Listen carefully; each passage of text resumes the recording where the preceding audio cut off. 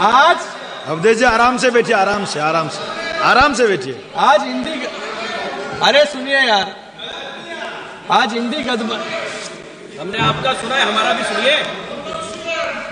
हम लोग ने देखो अखिलेश जी का पूरी चुपचाप बैठ के ध्यान से सुना। आप भी हमारा ध्यान से सुनिए। आप ध्यान लगा दीजिए। आज इंडी गठबंधन में क्रिकेट,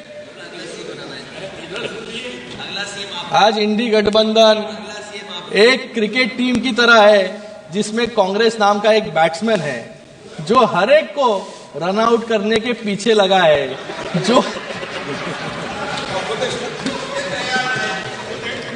हमारे प्रधानमंत्री हो जाता है।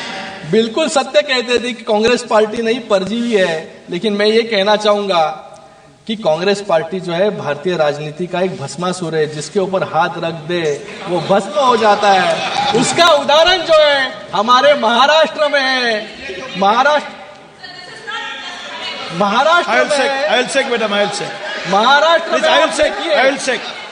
If there is any unparliamentary, मैं कोई भी असंसदीय शब्द का मैडम, भस्मासुर हमारे देश के इतिहास का और यही भस्मासुर, प्लीज चेक, यही भस्मासुर खुद के सर पर भी आने वाले समय में हाथ रखने वाला है। हमारे महाराष्ट्र में आप उदाहरण देखिए, यूबीटी की मशाल को बुझा दिया,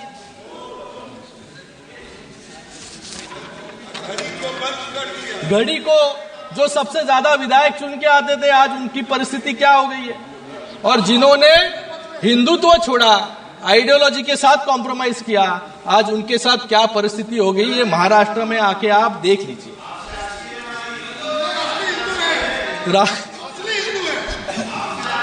राहुल जी इस सदन में एक चाइना के प्रवक्ता की तरह,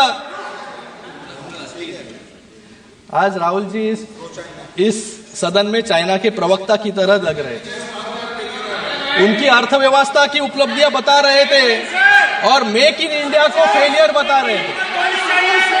जब आप, अरे सुनो, जब आप मेक इन इंडिया को गाली देते हो तो सिर्फ इस सरकार को नहीं, वो हर मजदूर को गाली देते हैं, वो हर इंजीनियर को गाली देते हैं, हर साइंटिस्ट को, हर डॉक्टर्स को, जो इस मेक इन इंडिया में, आज जो मेक इन इंडिया सफल हुआ है इनके प्रयासों के वजह से सफल हुआ है। लेकिन जब उनके सामने भारत की उपलब्धियां राष्ट्रपति जी के एड्रेस के माध्यम से बताई जा रही थी तो वो कह रहे थे कि ये बोरिंग है।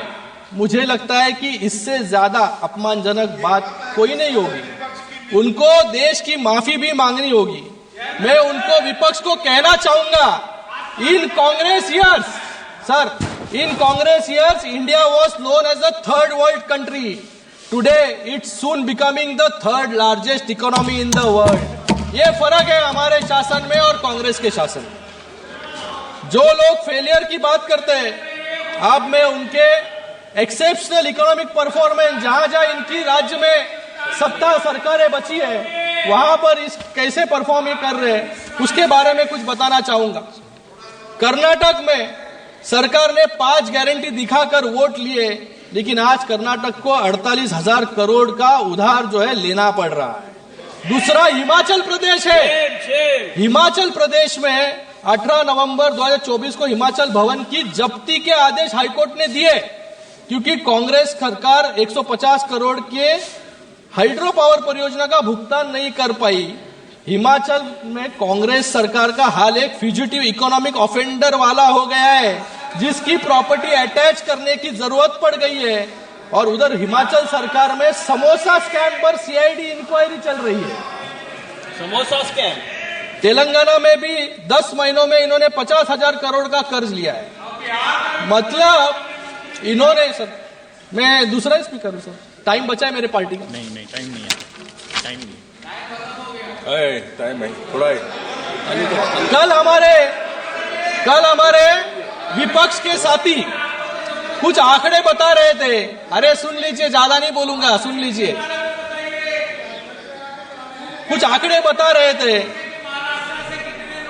और बता रही थी कि सर बैठिए दादा नहीं नहीं ये non stop please please non stop commentary कर रहे हैं सर सब लोग डोंट डिस्टर्ब प्लीज प्लीज बैठिए please non don't stop disturb commentary please कर रहे हैं। प्लीज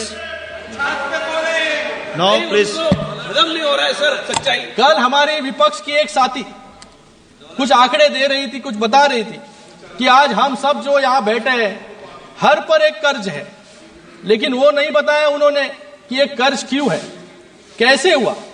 क्योंकि जब इनकी सरकार थी तो जनता को इन्होंने बैंक समझ लिया था और उस बैंक को 10 साल तक इन्होंने लूटने का काम किया।